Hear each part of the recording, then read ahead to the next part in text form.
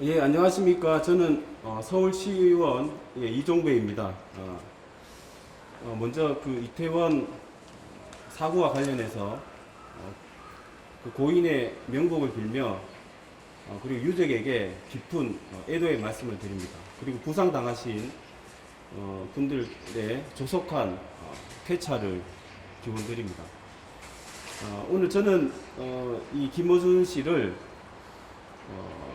고발을 하게 된 경위가 김어준 씨가 방송에서 너무나 가슴 아픈 이태원 사고와 관련해서 허위 사실을 유포했습니다. 지금 진상을 규명하고 재발 방지 대책을 세워야 하는 이 엄중한 시기에 끊임없는 허위 사실로 오히려 진상 규명을 방해하고 또 유족에게 2차 가해를 하는, 유족에게 오히려 상처를 입히는 이런 유언비어 허위사실 유포는 엄단을 해야 되기 때문에 오늘 김어준 씨의 그런 허위 방송에 대해서 고발장을 접수하게 됐습니다. 그러면 기자회견문을 낭독을 하고 접수를 하겠습니다.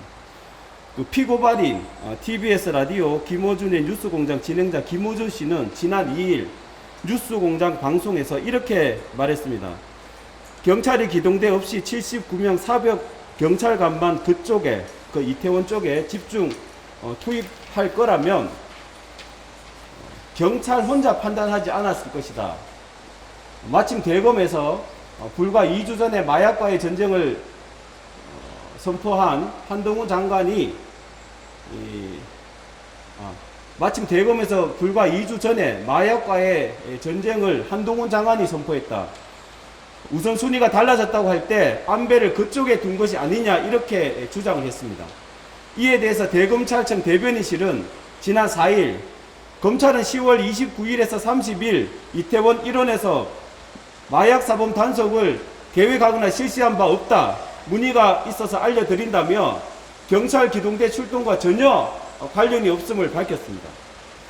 김어준 씨는 기동대 출동과 관련하여 경찰 혼자 판단하지 않았을 거라며 마치 한동훈 법무부 장관이 관여한 것처럼 주장하지만 검찰은 수사지휘권이 폐지돼 경찰 수사에 관여할 권한이 없고 사고 당시 마약사범 단속을 실시한 적이 없다고 하므로 결론적으로 김어준 씨가 기동대를 배치하지 않은 것은 경찰 독자적 판단이 아니라 마약과의 전쟁을 선포한 한동훈 법무부 장관 때문이라는 취지의 주장은 허위에 해당하여 김어준 씨를 허위사실 유포 혐의로 형사고발합니다. 끔찍한 이태원 사고로 인해 온 국민이 슬픔에 빠져있고 신속하고 철저한 진상규명이 요구되는 엄정한 시기에 확인되지 않은 허위사실로 유족을 2번 죽이고 진상규명을 방해하는 것은 처벌받을 범죄입니다. 국민 세금 320억 지원받아 운영되는 TBS 소속 진행자 김어준 씨가 끊임없이 허위, 왜곡, 날조 방송으로 사회 혼란을 조장하고 왜곡된 여론을 조성하여 국민을 분열시키는 막장 방송을 하고 있는 이 현실은 대단히 비정상적이며 궁극적으로 서울 시민에게 큰 피해를 입히고 있습니다. 지금 필요한 것은 유족을 진심으로 위로하고 진상규명과 사고 원인을 철저히 파헤쳐 2번 다시 같은 일이 일어나지 않도록 확실한 재발방지 대책을 세우는 것입니다. 정치적 이득을 얻고자 끊임없이 정쟁화하는 것은 유족의 가슴에 대못을 박는 잔인하고 야만적인 정치 꼼수입니다. 처벌받을 것입니다.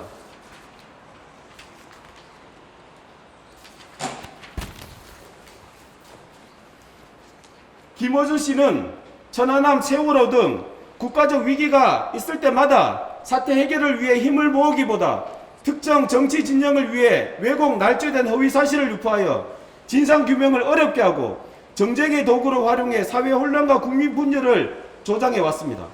이제 더 이상 공동체를 파괴하고 민주주의와 법치주의를 위협하는 김어준 씨의 추악한 가짜방송을 두고 볼 수 없습니다. 검찰은 철저한 수사를 통해 김어준 씨를 엄벌에 처해 주시기 바랍니다.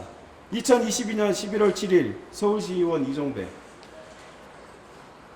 이것으로 기자회견문 낭독을 마치고 뭐 질문 있으면 질문 받겠습니다.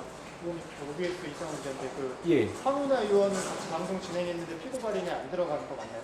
이 황운하 씨, 황운하 의원은 네. 따로 고발을 하려고 지금 검토를 하고 있습니다. 예. 지금은 김호준 씨 그 혐의가 이제 명확하다고 판단돼서 김호준 씨를 먼저 고발을 했는데 추후에 그 황운하 의원도 저희가 검토를 해서 법적 조치를 취하려고 계획하고 있습니다. 그럼 질문이 없으시면 고발장을 접수하겠습니다. 네, 감사합니다.